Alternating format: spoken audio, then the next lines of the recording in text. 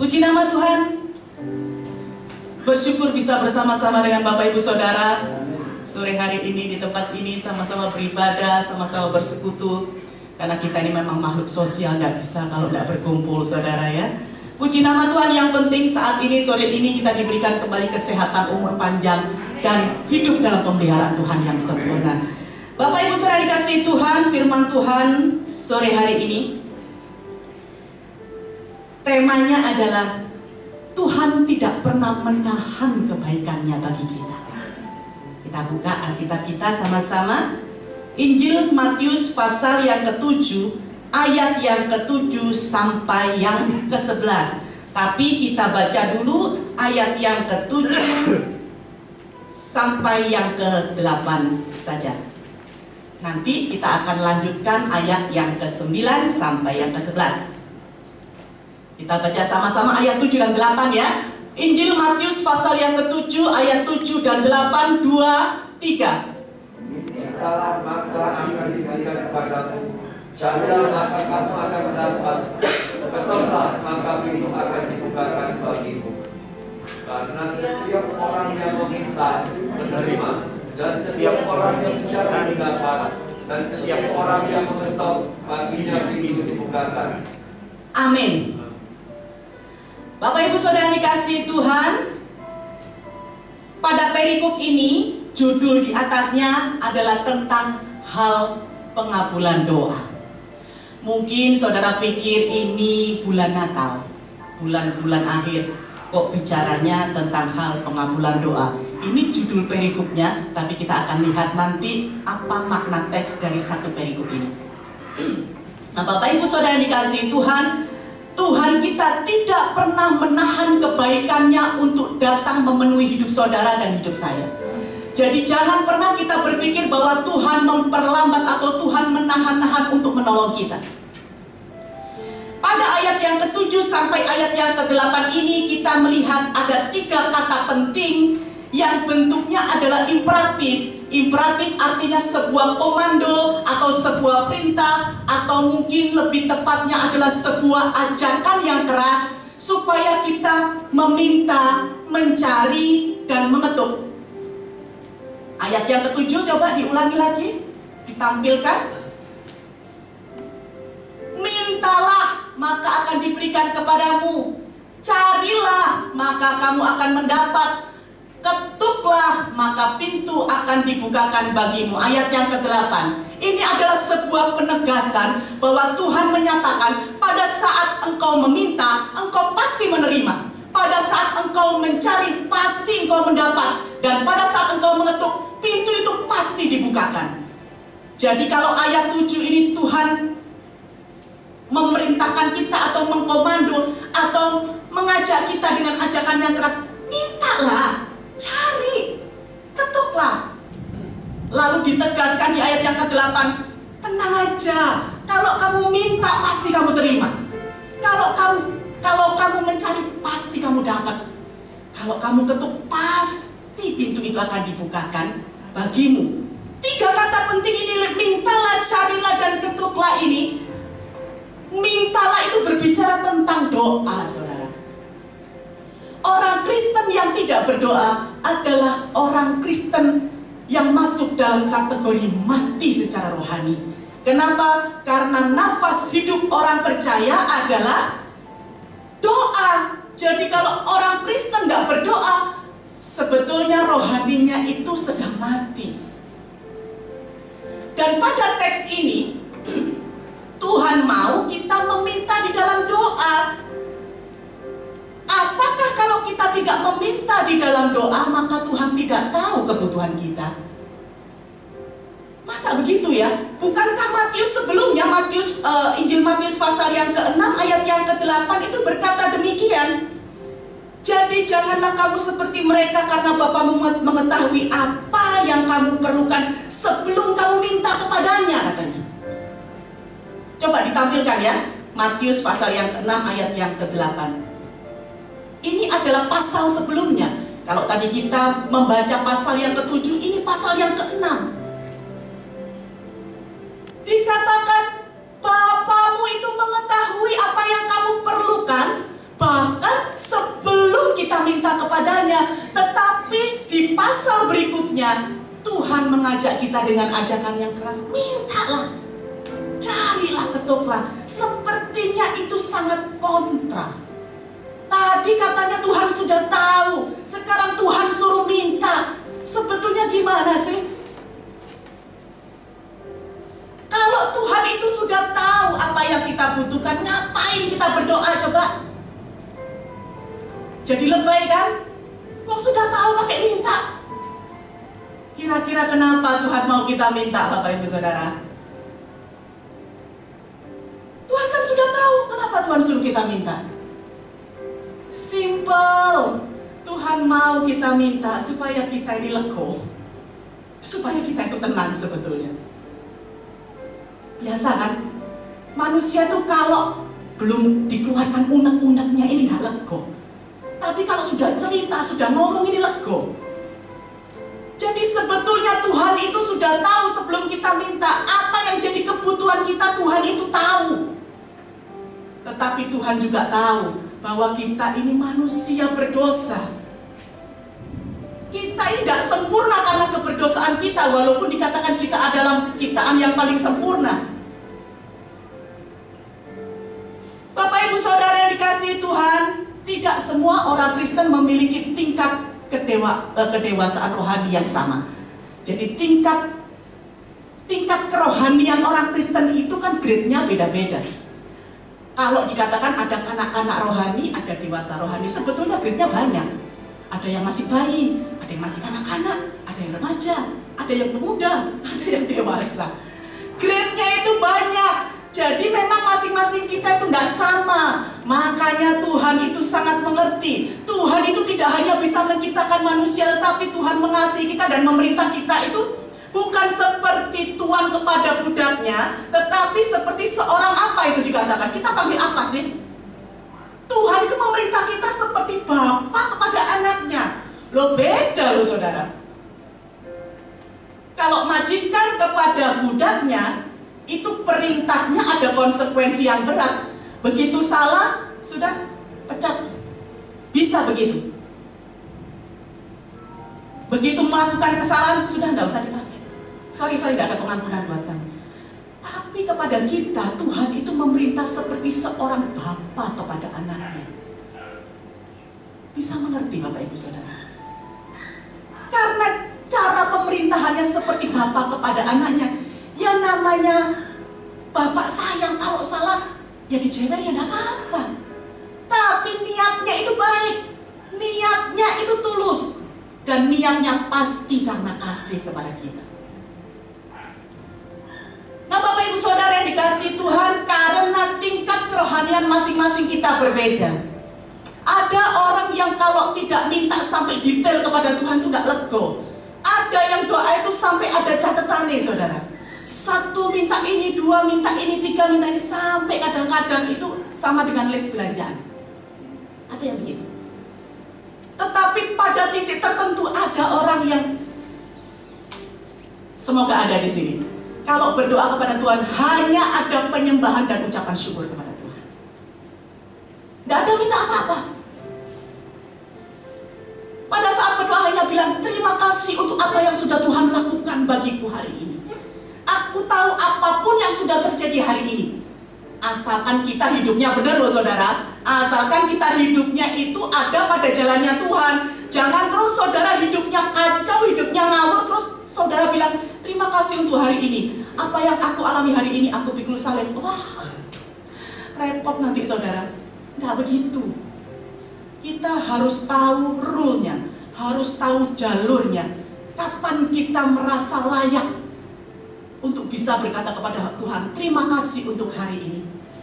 Apa yang sudah Tuhan lakukan dan Tuhan buat, semuanya baik untukku. Tidak ada permintaan, walaupun banyak kebutuhan saudara. Kenapa? Karena kita ini tahu Tuhan itu tahu kebutuhan kita, bukan keinginan. Kalau keinginan tidak ada habisnya saudara.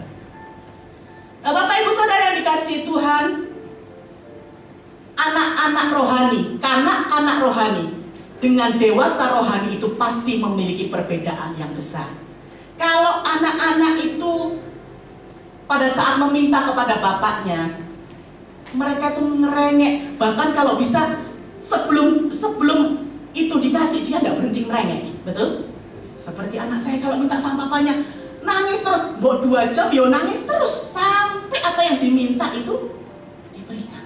Tetapi saat itulah seorang bapak harus ngajar anak-anaknya. Saya tidak membiasakan kalau anak saya yang paling kecil itu ngerengek seperti itu. Kalau bapaknya saya, ya.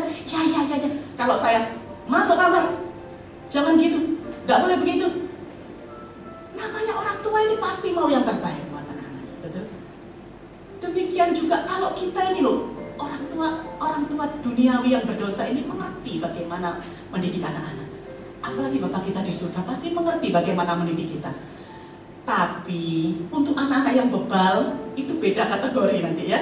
Itu kita pisahkan nanti. Nah, Bapak Ibu Saudara dikasih Tuhan, yang pertama dikatakan Tuhan mau kita meminta di dalam doa kepadanya. Tapi bukan berarti kita meminta lalu kita berdiam diri saja dan kita pasif tanpa melakukan apa-apa. Kita hanya duduk diam, mengangkat tangan kita dan menunggu pertolongan itu datang tanpa melakukan apa-apa. Pada saat Tuhan mengatakan mintalah, dilanjutkan yang kedua dikatakan apa? Carilah. Tuhan mau kita mencari, artinya kita aktif melakukan bagian kita. Kita aktif dan melakukan tugas kita dengan sungguh-sungguh dan berusaha mencari. Artinya Tuhan tidak mau kita ini hanya minta tok, tapi kita tidak lakukan apa-apa. Kalau kita tahu peribahasa ora et labora, berdoa dan bekerja, kita tidak bisa hanya meminta di dalam doa, tetapi Tuhan mau kita lakukan bagian kita. Jangan males, saudara. Saudara mau diberkati Tuhan, amin.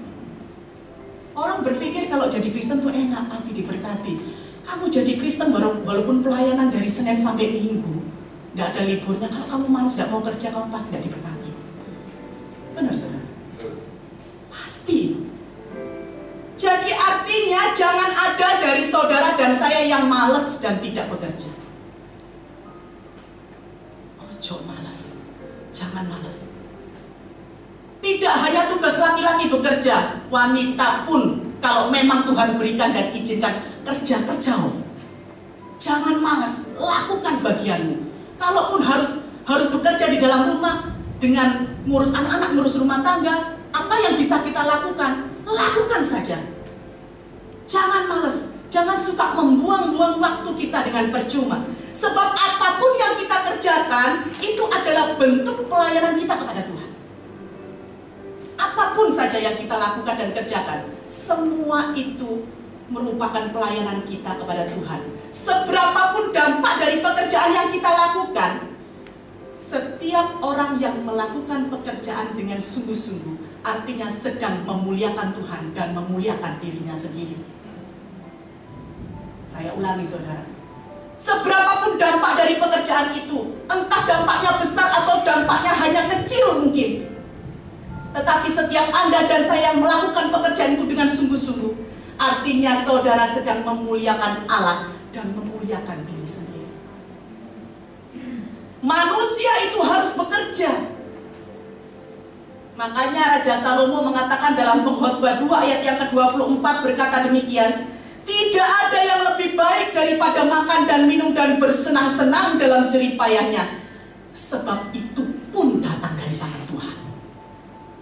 Jadi kalau saudara kerja sungguh-sungguh, kerja dengan benar, lalu saudara diberkati dengan luar biasa, dan saudara bisa menikmati hasil kerja saudara dengan makan minum di restoran, di hotel yang mewah, asalkan pada batas-batas tertentu. Nggak terus kebanyakan duit terus dugem gitu, saudara ya. Enggak ya. Artinya kita makan, minum, menikmati dengan anak, dengan keluarga.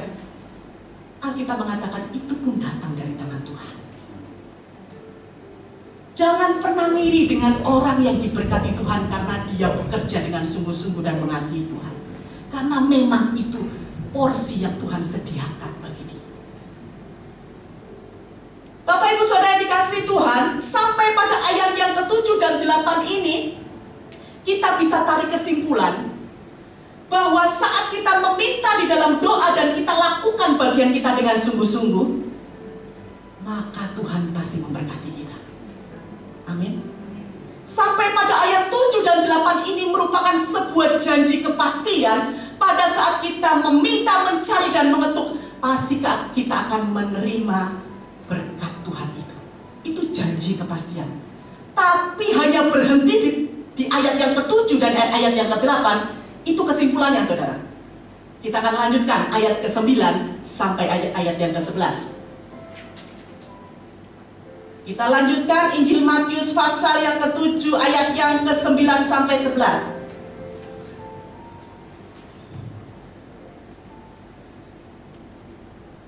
2, 3. Adakah seorang daripadamu yang memberi batu kepada anaknya jika ia meminta roti? Atau memberi ular jika ia meminta ikan? Jadi, jika kamu yang jahat tahu memberi pemberian yang baik kepada anak-anakmu, apalagi Bapamu yang di surga, Ia akan memberikan yang baik kepada mereka yang meminta kepadanya. Bapak Ibu Saudara dikasihi Tuhan, pada saat kita menafsirkan ayat 7 dan 8 ini, kita mesti berhati-hati supaya kita tidak salah paham dan tidak salah tafsir. Karena pasti saudara akan berpikir bahwa, tapi kenyataannya tidak semua doa kita dijawab loh. Kalau tadi dikatakan bahwa ini adalah kepastian, ini adalah janji Tuhan. Saat kita mencari, meminta dan mengetuk, Tuhan pasti akan berikan. Saudara, sebetulnya tidak ada doa yang tidak dijawab oleh Tuhan. Semua yang kita doakan itu pasti dijawab. Yang ada itu adalah kebanyakan jawaban Tuhan itu tidak sesuai dengan apa yang kita minta. Jadi kita merasa itu bukan jawaban doa. Begitu ya. Nah, jawabannya ini dari ayat yang ke-7 dan ke-8 ini, jawaban finalnya ada di ayat 9 sampai ayat yang ke-11. Sebelum saya jelaskan ayat 9 sampai 11, saya mau ngajak saudara nyanyi dulu. Bapa tidak memberi batu. Belajar dulu lagu ini supaya nanti setelah firman Tuhan semua sudah bisa nyanyinya lebih enak ya. Oke.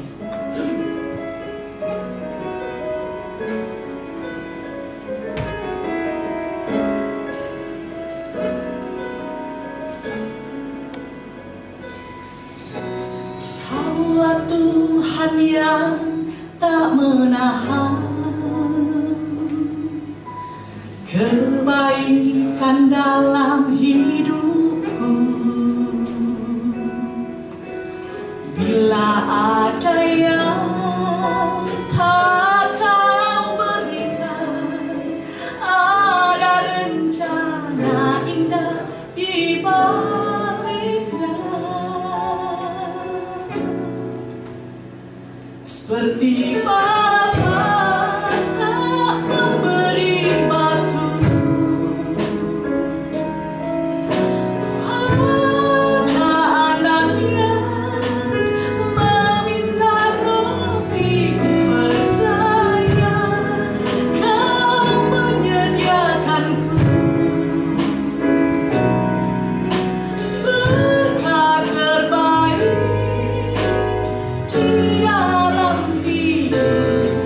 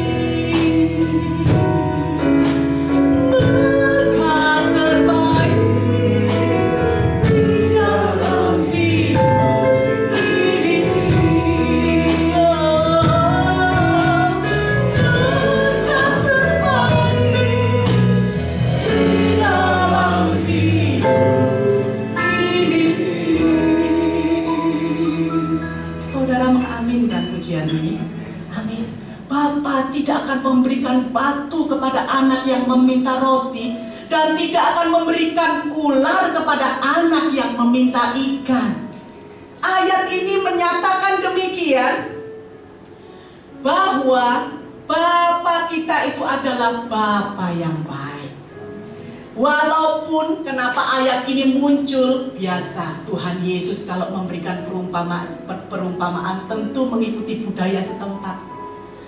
Pada masa itu kalau di Israel, rotinya itu mirip sama batu, saudara. Dan ikan itu modelnya mirip dengan ular. Di antara roti dan batu dan ular dengan ikan ini memiliki keserupaan. Jadi saudara bisa mengerti kenapa ayat ini muncul. Ini kan perumpamaan. Bapa tidak akan memberikan batu kepada anak yang meminta roti, dan tidak akan memberikan ular kepada anak yang meminta ikan.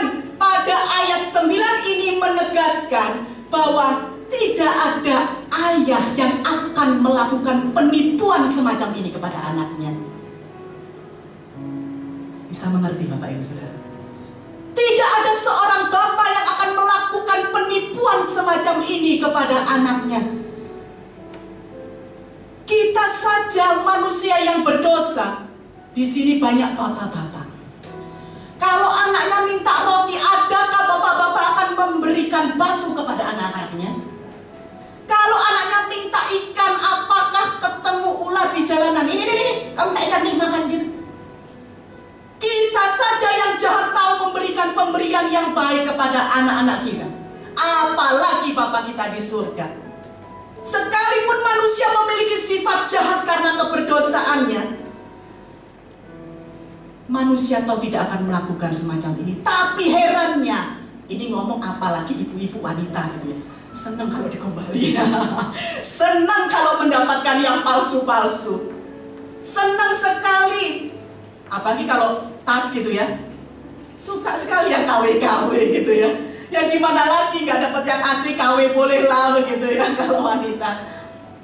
Ya untung saya gak suka belanja. Jadi tasnya ya satu itu aja ya. Gak pernah yang branded. Walaupun mampu tapi saya merasa tidak penting buat saya gitu kan. Nah Bapak Ibu Saudara, demikianlah Yesus menjanjikan bahwa Bapa di surga tidak akan mengecewakan anak-anaknya. Amin. Bapa di surga mengasihi anak-anaknya lebih daripada Bapa duniawi mengasihi anak-anaknya. Gitu. Jadi kalau bapak-bapak di sini mengasihi anak-anaknya, apalagi grade kita nggak ada bandingannya dengan Bapa di surga. Kalau Bapa di bumi aja mengasihi dengan begitu rupa, bahkan kalau bilang anakku ini sakit, kalau nggak dapat ginjal bisa mati, ambil aja ginjal Papa, biar Papa yang mati, kamu yang hidup, betul nggak? Itu begitu saudara, kalau saya nggak tahu ya. Kalau saya begitu, lebih baik anak saya yang hidup, saya yang mati, saya yang lebih tua kok, begitu kan? Apalagi Bapa kita di surga gitu. Bapa kita di surga maunya memberikan kepada kita itu yang asli-asli, bukan yang palsu-palsu. Tuhan kita hanya mau memberikan yang terbaik untuk kita, berkat terbaik, jalan keluar terbaik, dan semua pemenuhan kebutuhan yang terbaik untuk kita. Amin.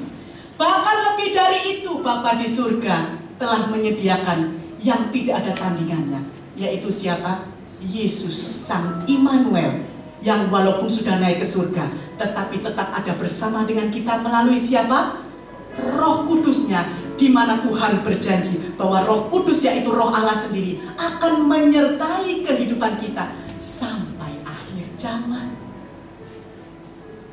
Lalu kita lanjutkan ayat yang ke-11, Matius 7 ayat yang ke-11 dikatakan demikian.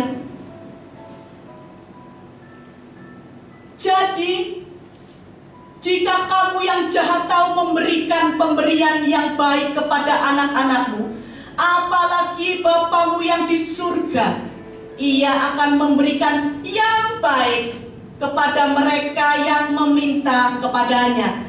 Ayat ke-11 ini menyatakan bahwa Tuhan pasti mengabulkan doa kita, namun hanya doa yang baik yang dikabulkan. Tuhan pasti mengabulkan. Tetapi dikatakan tadi, Ia akan memberikan yang baik. Bapamu yang di surga, Dia akan memberikan yang baik kepada mereka yang meminta kepadanya. Yang baik menurut Allah, bukan menurut takaran kita. Kata baik di dalam bahasa Yunaninya memakai kata agathos. Agathos itu artinya baik, sempurna, cocok, asli, murni gitu ya. Tepat, cocok, berguna, sempurna, asli, dan murni. Jadi kata baik yang ditulis di dalam ayat yang ke-11 ini, dalam Alkitab bahasa aslinya memakai kata agathos dalam bahasa Yunani. Agathos itu artinya baik itu adalah tepat. Baik itu maksudnya cocok, artinya berguna, artinya sempurna, artinya asli, artinya murni. Kalau kita berdoa biasanya kita hanya ingin memuaskan nafsu kita, ego kita. Pokoknya Tuhan aku mau gini, mau gini, mau gini, mau gini gitu ya. Nah Bapak Ibu Saudara, kita hanya tahu apa yang kita minta, pokoknya Tuhan aku minta gini. Tapi kita seringkali tidak tahu dampak dari apa yang kita minta kepada Tuhan. Tetapi Tuhan kita melihat jauh ke depan. Dia tahu apa yang akan terjadi dari setiap permintaan kita. Karena itu yang dikabulkan, yang cocok maksudnya ya. Semua Tuhan jawab doanya. Tetapi yang menurut kita Tuhan jawab, itu hanya yang baik-baik. Yang menurut pemandangan Tuhan, bukan pemandangan kita. Jadi bila kita sudah berdoa dan kita sudah berusaha, kita menganggap kita sudah berdoa nih, aku juga sudah berusaha, tapi kok merasa Tuhan tidak menjawab doaku sesuai dengan apa yang aku minta gitu. Itu ada beberapa hal saudara untuk kita bisa mengerti bersama, bahwa mungkin doa kita itu tidak baik gitu saudara. Kalau saudara doa sudah berusaha tapi ternyata merasa tidak dijawab oleh Tuhan, yang pertama mungkin doa kita itu tidak baik saudara. Yang kedua mungkin doa kita itu sebetulnya tidak berguna untuk kita menurut Tuhan. Atau mungkin juga sebetulnya doa yang kita minta kepada Tuhan itu tidak cocok untuk kita. Oh kamu bayar parkir angel kok kamu minta mobil Mercy gitu saudara. Oh kamu loh garasi nggak punya, kamu kok minta mobil gitu. Oh kamu rumah aja belum punya kok kamu minta yang aneh-aneh gitu ya. Jadi Tuhan itu akan menyediakan sesuai dengan kapasitas kita masing-masing. Kalau mau semuanya dijawab Tuhan, ya perbesar kapasitasmu. Itu kalau dari saya, perbesar kapasitas. Kalau memang mau mobil, berusaha dulu, kerja keras, beli rumah dulu yang ada garasinya. Nah baru beli mobilnya gitu ya saudara. Kalau saya begitu, karena saya ini tipenya kalau berdoa tidak pernah minta-minta. Itu dari muda saudara. Saya tidak bilang saya dewasa lagi, enggak, saya masih belajar. Tetapi saya dari dulu begitu. Suami saya dulu itu kalau bilang gini sama saya, kamu itu kok berdoa tidak mau minta? Tuhan suruh kamu minta. Dulu saya belum mengerti saudara, saya belum sekolah Alkitab, masih membaca ya cuma membaca aja kan. Berapa puluh tahun yang lalu. Tapi hari ini saya baru ingat. Kalau dulu suami saya suka ngejekin saya, kamu doa itu minta sama Tuhan. Enggak, rasanya, aku rasa kalau minta kok lebay gitu ya saudara. Saya ini kan modelnya perempuan tapi kepria-priaan gitu. Terlalu maskulin ya, terlalu gagah berani, kebanyakan di lapangan gitu. Saudara, jadi pada saat kita sudah berusaha nih, sudah berdoa dengan sungguh-sungguh, sudah berusaha, tapi ternyata kok jawabannya apa yang Tuhan berikan tidak seperti apa yang kita doakan. Ada lagunya gini, bila apa yang kita terima tidak seperti apa yang kita minta gitu, saudara. Seringkali kan begitu ya. Kita kok terimanya tidak seperti apa yang kita minta kepada Tuhan. Itu tadi indikatornya saudara. Sepertinya doa kita salah. Sepertinya doa kita ini sebetulnya tidak cocok. Sebetulnya doa kita ini nggak berguna untuk kita. Apa yang kita minta itu nggak tepat. Karena itu Bapak Ibu Saudara dikasih Tuhan, percayakanlah seluruh hidup kita kepada Tuhan. Karena kita ini kan milik kesayangannya, gitu ya. Dia pasti akan menjaga kita seperti biji matanya. Kita ini orang Kristen paling enak. Kalau Gus Dur almarhum pernah katakan, orang Kristen itu paling enak. Kenapa? Sama Tuhannya paling dekat. Yang lainnya kalau menyembah manggilnya kan kepada Tuhan, kepada dewa, kepada Om gitu ya. Om Swastiastu katanya kepada Om. Kita enak loh kepada Bapak loh ya. Kurangnya apa gitu loh. Kurang dekatnya apa? Paling enak itu orang Kristen. Kita ini memang punya Bapak yang luar biasa, saudara. Dia mengasihi kita itu luar biasa. Sampai-sampai Yesus datang ke dunia itu wujud kasih Allah bagi kita. Kalau Yesus gak datang, kita tidak akan pernah mengenal pribadi Allah. Kita hanya tahu Allah itu adalah roh, cuma gitu toh. Tapi pada saat Allah datang sendiri, dirinya sendiri menjadi manusia, kita mengerti, oh itu toh Allah kita. Oh kayak gitu toh kalau mau hidup di dalam Yesus itu. Hiduplah seperti Yesus pernah hidup gitu. Apa yang pernah dilakukan Yesus? Karakternya seperti apa Yesus? Cara hidupnya seperti apa? Kalau menghadapi masalah itu harus bagaimana? Contoh siapa? Contoh Yesus. Allah itu menghadirkan Yesus di tengah-tengah kita supaya kita belajar dari pribadi Yesus. Enak dong. Makanya bulan Desember ini selalu mengingatkan kita bahwa kita ini punya Allah Immanuel yang luar biasa, yang selalu menyertai kehidupan kita dan selalu turut bekerja di dalam setiap kehidupan kita. Apapun yang kita lakukan, Tuhan itu bekerja bersama-sama dengan kita. Makanya kalau orang Kristen malas tuh becek, no saudara. Jangan malas. Saya sangat percaya kalau kita sungguh-sungguh kita kerja keras, kita hidup benar di dalam Tuhan, wes pasti diberkati kok saudara. Pasti sukses dan pasti Mazmur katakan orang benar anak cucunya tidak meminta-minta roti. Amin saudara. Puji nama Tuhan, Dia mengasihi kita. Dan Tuhan kita hanya mau memberikan yang terbaik dan yang asli untuk Anda dan saya. Rancangannya adalah rancangan damai sejahtera dan bukan rancangan kecelakaan untuk memberikan Anda dan saya hari depan yang penuh dengan harapan. Tuhan kita tidak pernah menahan kebaikannya bagi kita. Bila ada yang tidak Dia berikan, artinya saudara tinggal tunggu. Ada rencana indah di balik semuanya itu, yang pasti demi kebaikan Anda dan kebaikan saya. Siapa yang bersyukur punya Allah yang baik? Siapa yang percaya bahwa Tuhan tidak pernah menahan kebaikannya bagi kita? Saya undang semua kita bangkit berdiri bersama-sama.